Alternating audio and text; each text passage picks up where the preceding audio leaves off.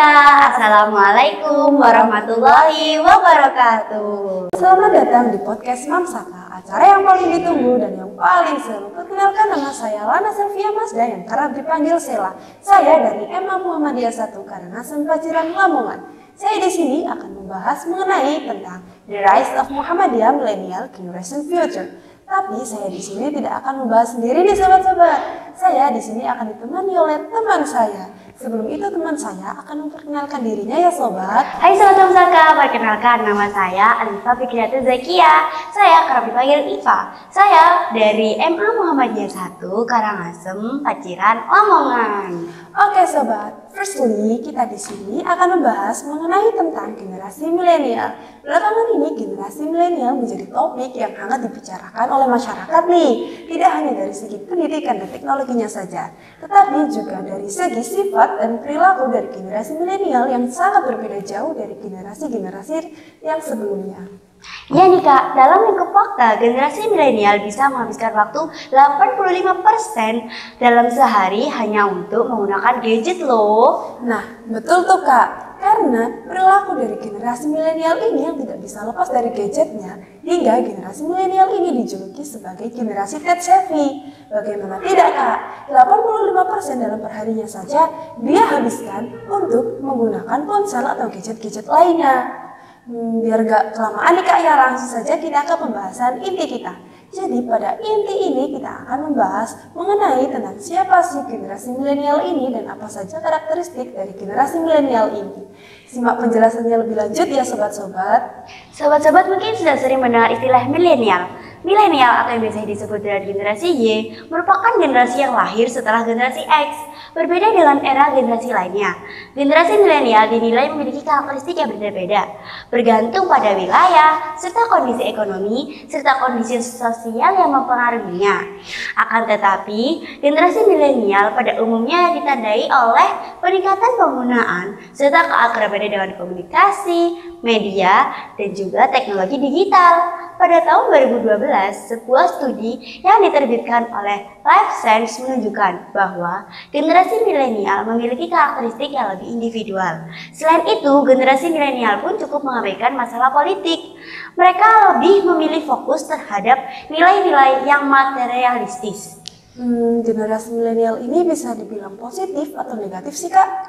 Apabila generasi milenial dilihat dari sisi negatifnya, mereka cenderung pada sosok yang pemalas, narsis, dan juga serta melompat atau berpindah dari pekerjaan satu ke pekerjaan lainnya.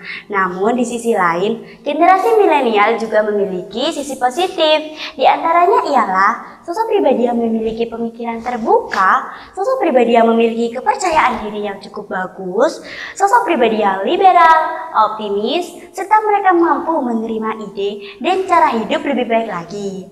Mereka juga mampu mengekspresikan perasaan mereka dengan baik.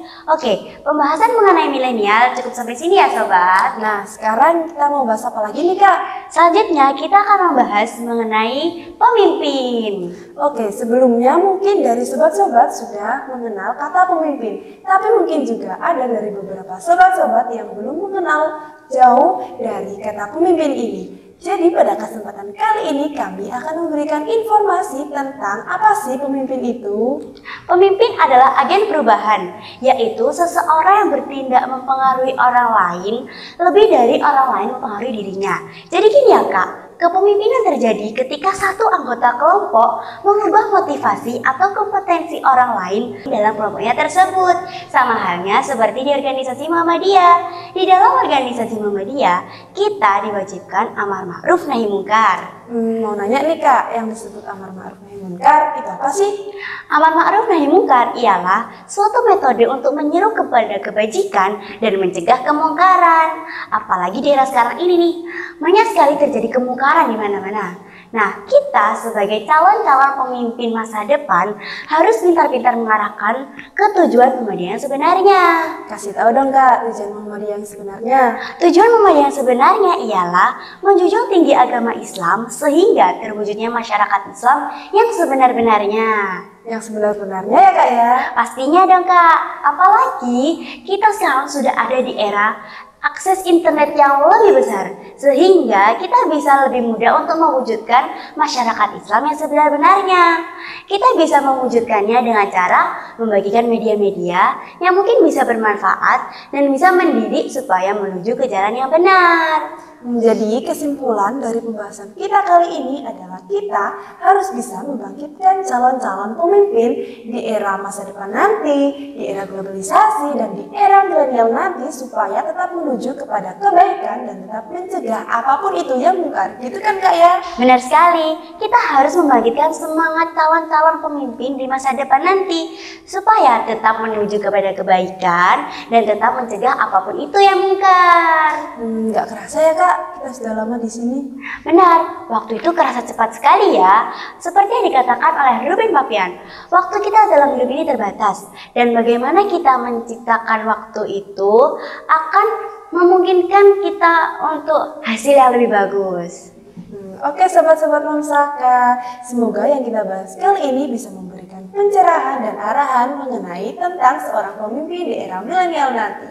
Mungkin dari Kak Iva ada sedikit tambahan kata-kata atau apa gitu? Boleh, saya akan memberikan kata-kata untuk generasi milenial nih.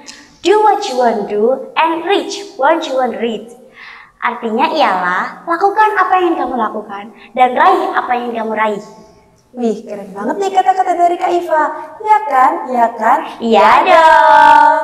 Oke sobat-sobat Mamsaka, terima kasih untuk kalian semua yang tetap stay sampai saat ini. Jangan lupa like, comment, dan subscribe ya. See you next event and mohon maaf bila ada salah kata dari kami. Beli barang di pasar lama, tak lupa beli piring melamin. Sampai jumpa hadirin semuanya, semoga bertemu di kesempatan lain. Mungkin itu saja yang dapat kami sampaikan. Saya Lana Sofia Mazda. Dan saya Alifa Fikriatul Zakia. Pamit undur diri. Wassalamualaikum warahmatullahi wabarakatuh.